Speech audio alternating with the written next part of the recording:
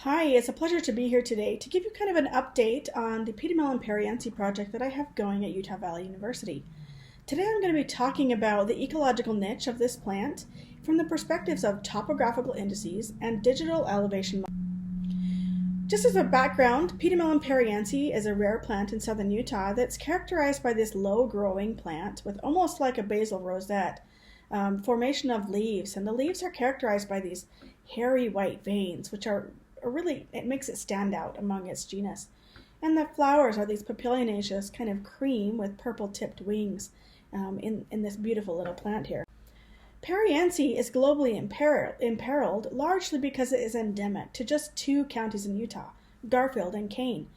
We know of 12 or 13 known populations across 3 watersheds, and the habitat is restricted to the Claron and the Carmel limestone soil substrates.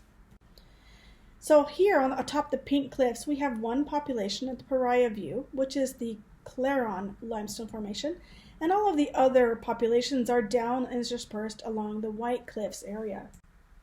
If we take a look at the range of this species, it's actually really small and quite narrow. It sweeps southward from Bryce Canyon, through Grand Staircase, and then westward towards the eastern boundary of Zion National Park. The plant lives in these rather unproductive soils that are characterized by limestone shell, and in particular, often in places where that limestone interacts with the broken down sandstone, often around the edges of cliffs. Here's an example of showing these kind of 13 or 12 populations, and here they're colored towards genetic clusters that I have done based on 6 microsatellite analyses. And we can see the 3 watersheds that they exist within here, Upper Virgin, East Fork, and Pariah. The Pariah view population is strongly divergent in a number of characteristics, from its elevation to its genetic component and to other things that we're investigating. In 2021, myself and 2 students, Alexi Olson and Cyril Matina, resampled all of these 13 populations, how things were doing. In particular, we set out to kind of map the population boundaries of each of the known sites that hosted pariense, as well as to collect soil cores across various different transects within these populations to see what we could learn about the soil chemistry of this particular plant. Here are the results of that expedition. You can see these are all of the points that we've sampled in terms of genetic material, and we were able to expand our knowledge about some of the populations, find adjacent areas that kind of broadened that population geographically, and then also we produced a lot more individuals that we can use for our genetic analysis. But here for this talk, I wanted to focus on what can we learn about topography and its role in the pariense habitat preference. Here you can see a heat map about elevation. And any of you who have spent any time in southern Utah know that an elevation in southern Utah can change dramatically, right? You can be at 8,000 feet, and if you walk one more step, all of a sudden you're at 7,000 feet elevation. We wanted to explore that in terms of pariense because we note that it often grows right along the edges of these big major elevation cliffs right here, in particular where the red and the white soils tend to mix. So what we're going to talk about today is we're going to hone in on this one area, Meadow Creek and Mineral Gulch in this population cluster here, and kind of take a look at this one population in Mineral Gulch, where we have this kind of main population grouping of plants up on the flat. You can see that the soil is a little bit pink, but we also found some plants traversing down this path into these gullies that were predominantly these white and gray limestone shales. And so we're just going to kind of examine the role of topography in this particular population and what we can learn. I'm going to turn the time now over to Dr. Justin White, who was formerly of Utah Valley University and now is at the Air Force Academy. He's going to talk to us about his modeling of various topographical indices. Yeah, so a topographic index is any sort of metric or replica of an environmental trait that is derived from topography. So hillshade is an example of that in ArcGIS. Slope is another example of that. And in a lot of the charts that I'll show today, or the surfaces that I'll show, these have higher values in white, and that represents brighter color, higher value. So this is slope. So this is the steepness, right? 90 degrees on the edge of this. It's not quite 90 degrees, but 90 is the max, right on the edge of this sort of mesa outcrop. And then it's flat up top.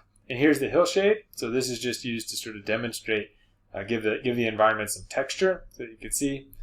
And anytime you see a point like that, it's a pariense specimen location. So all this is conducted in ArcGIS, and I used a 1 meter resolution DEM that we have for our study area. And aspect, as ArcGIS calculates it, has 0 at the top and 180 at the south, right? And then it goes to 360. And here's another point there. So these brighter values are going to be southern facing. They're closer to 180, maybe 160. But if we want to use it for habitat suitability modeling, we can rely on Beer's aspect. And Beer's aspect, he folded it, he transformed the aspect, and then weighted it. And so I did that for this image here. And these are plant locations.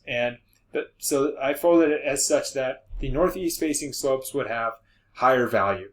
Now, we would have to run some calculations, figure out where each of these points sat along the 0 to 360 degree regular aspect.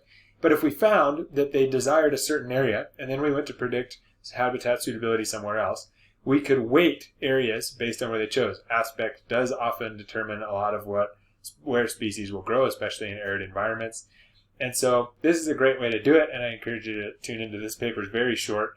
And basically, he just folds the aspect and then adds a weight to it, so values come out between 0 and 2. And so up here, the brighter values are going to be 2. Down here, where plants don't grow so well, in this hypothetical example, would be 0. And here's what that looks like in 3 dimensions. Same plant species here that are here, that are there, and you can just see. So total illumination, this has to do with how much sun an area gets during the day. And this is done by breaking up a whole bunch of hillshades. But hillshade, which is very easy to calculate in ArcGIS, is pretty rudimentary if left alone, but pretty powerful if we add solar altitude or solar elevation and azimuth, and for that specific time and day and latitude. And so then it can become really powerful. And this is from taking 14 hours worth of solar illumination, single images, and then summing them together after we convert them to float data and some other things. But for the most part, this is just getting at, of this area, where receives the most sun throughout the day. And here is an animation starting at 6 a.m. and it goes to 8 p.m. and at an hourly interval. And if you're interested in calculating the solar, or needing to calculate hillshade very accurately for a location, you can do so by using the altitude and azimuth, and you can get that from here. So it asks you to enter the time of day, the latitude, the year, the month, all of that, and you get where the sun will actually be, and you can enter those in this hillshade and make it quite a useful metric for figuring out where plants are going to be. And again, remember, higher values are brighter, so that means it's getting more sun at that time. Thank you so much, Dr. White, for giving us some insight into what some of these indices are and how we can look at them in terms of a landscape.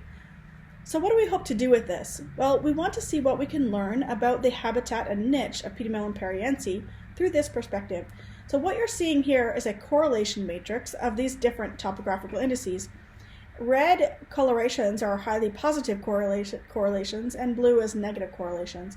And what we can notice is that along these different types of indices is that there are certain things that are definitely correlated. For example, the relative contribution in daily illumination by 2-hour intervals from morning to evening. And you can definitely see how that switches at noon as we see the sun track from east to west, right? We get those different slopes and aspects are influencing what solar illumination is going to be had by the plant in these different situations. And we notice that there are certain correlations between, for example, elevation and the diffuse solar radiation that is received. Higher elevations will receive more, lower elevations will receive less due to the atmosphere being thinner, etc. And so we want to take a look at these and kind of see what we can learn. Here's an example. The frequency of the slope degrees. You can notice here that Pediomelum pariense definitely prefers to live on a moderately sloped area of between 2 and 10 degrees in the slope. There's that definite distribution there.